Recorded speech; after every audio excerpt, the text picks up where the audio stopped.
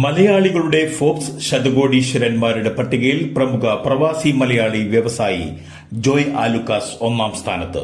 ഫോബ്സിന്റെ തത്സമയ റിപ്പോർട്ട് പ്രകാരം ജോയ് ആലുക്കാസിന്റെ ആസ്തി ഏകദേശം 56,500 കോടി രൂപയാണ്. എം.എ.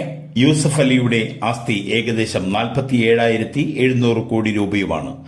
പ്രമുഖ വ്യവസായി മലയാളി ലുലു ഗ്രൂപ്പ് ചെയർമാനുമായ എം.എ. യൂസഫ് അലിയെ പിന്തള്ളിയാണ് ജോയ് ആലുക്കാസ് ഈ നേട്ടം കൈവരിച്ചിരിക്കുന്നത്. ഹമാസ് നേതാക്കളെ നിങ്ങൾ രാജ്യത്തു നിന്ന് പുറത്തു പോക്കുക, അല്ലെങ്കിൽ ഞങ്ങളത് ചെയ്യും. ഖത്തറിനോട് നെതന്യാഹുവിന്റെ പ്രസ്താവന.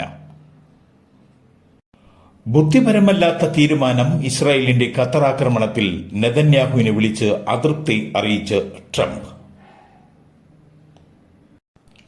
ഡൽഹി മുൻ മുഖ്യമന്ത്രിയും ആം ആദ്മി പാർട്ടി നേതാവുമായ അരവിന്ദ് കെജ്രിവാൾ കേരളത്തിൽ ആയുർവേദ ചികിത്സയ്ക്കായാണ് കേജ്രിവാൾ കേരളത്തിലെത്തിയത്. പ്രമേഹത്തിനും വിട്ടുമാറാത്ത ചുമയ്ക്കുമാണ് ചികിത്സ.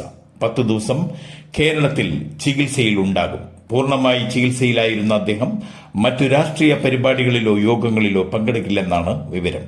കോട്ടയം കാഞ്ഞിരപ്പള്ളി പാറത്തോട്ടിൽ മുടുക്കുകുഴി ആയുർവേദ ആശുപത്രിയിലാണ് അരവിന്ദ് കെജ്രിവാൾ ചികിത്സ നടത്തുന്നത്. ഇന്നലെ ഉച്ച മുതൽ കാഞ്ഞിരപ്പള്ളിയിലും പരിസര പ്രദേശത്തും പോലീസ് നിരീക്ഷണത്തിലാണ്. ചാർലി കിർക്ക് വെടിയേറ്റ് കൊല്ലപ്പെട്ടു. ട്രംപിന്റെ വിശ്വസ്തനായ വലതുപക്ഷ നേതാവ്. യുഎസിൽ 3 ദിവസത്തെ ദുഃഖാചരണം.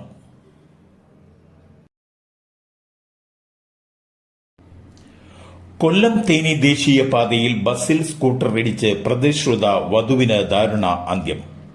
ശാസ്താംകോട്ട ഊക്കൻമുക്ക് സ്കൂളിന് സമീപം നടന്ന അപകടത്തിലാണ് സ്കൂട്ടർ യാത്രക്കാരിയായ തൊടിയൂർ സ്വദേശിനി അഞ്ജന 24 വയസ്സ് മരിച്ചത്. രാവിലെ 10:30യോടെയായിരുന്നു സംഭവം. അഞ്ജന സഞ്ചരിച്ച സ്കൂട്ടറിൽ ഒരു സ്കൂൾ ബസ് തട്ടി. ഇതോടെ നിയന്ത്രണം വിട്ട സ്കൂട്ടർ മറ്റൊരു ബസ്സിലിടിച്ചാണ് അപകടമുണ്ടായത്. റോഡിൽ ഉരഞ്ഞു നീങ്ങിയ സ്കൂട്ടർ ഭാഗികമായി കത്തി നശിച്ചു. അപകട സ്ഥലത്ത് വെച്ച് തന്നെ അഞ്ജന മരണപ്പെട്ടു. പ്രധാനമന്ത്രി മോദി മണിപ്പൂർ സന്ദർശിച്ചേക്കും. തോക്കുകൾ നിരോധിച്ചു. സുരക്ഷ ശക്തമാക്കി. ഗൾഫ് മേഖലയെ ഞെട്ടിച്ച് ദോഹയിലുണ്ടായ ഇസ്രായേൽ ആക്രമണത്തിൽ ലക്ഷ്യമിട്ടത് വെടിനിർത്തൽ ചർച്ചയ്ക്കെത്തിയ ഹമാസ് നേതാക്കളെ. യുഎസ് പ്രസിഡന്റ് ഡൊണാൾഡ് ട്രംപിന്റെ പുതിയ വെടിനിർത്തൽ നിർദ്ദേശം ചർച്ച ചെയ്യാൻ ദോഹയിൽ യോഗം ചേർന്ന സംഘത്തെ ലക്ഷ്യമിട്ടാണ് ഇസ്രായേൽ ആക്രമണമെന്ന് ഹമാസിനെ ഉദ്ധരിച്ച് അൽ ജസീറ റിപ്പോർട്ട് ചെയ്തു.